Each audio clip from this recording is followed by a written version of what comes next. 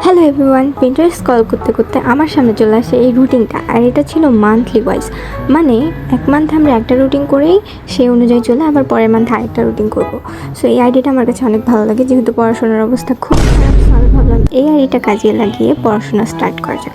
So আমি এখানে একটা ক্লিন পেপার নিয়ে সেখানে সুন্দর মতো এই ছবিটা অনুযায়ী মার্জিন টেনে নিয়েছি, এবং এখানে 7 দিনের 7টা ছক এবং একটা মান্থের ছক করেছি। এখানে প্রয়োজনীয় যেগুলো তোমাদের কাজ সেগুলো তোমরা লিখে নিবা। আর এটা আমার অনেক খালি খালি লাগতেছিল, এই জন্য আমি এখানে অনেকগুলো স্টিকার লাগাই দিচ্ছি। স্টিকারগুলো নিজেদের ইচ্ছা মতো জায়গায় লাগিয়ে নিতে পারো। আর এখানে কোনো একটা ফাঁকা জায়গা ছিল, তো ফাঁকা জায়গাটার জন্য আমি একটা ড্রয়িং সিলেক্ট করি, এবং সেই ড্রয়িংটা আমি এখন ওখানে পেন্সিল দিয়ে এঁকে ফেলবো। এঁকে ফেলার পরে আমার এখানে আরেকটু ফাঁকা লাগতেছিল, তো আমার যেহেতু এক্সাম সামনে মান্থেই, সো আমি ভাবলাম এক্সামের ডেটটা দিয়ে ওখানে লিখে রাখলে তো আমার আরও মোটিভেশন পাবো আমি পড়তে, তাহলে সেটা করি।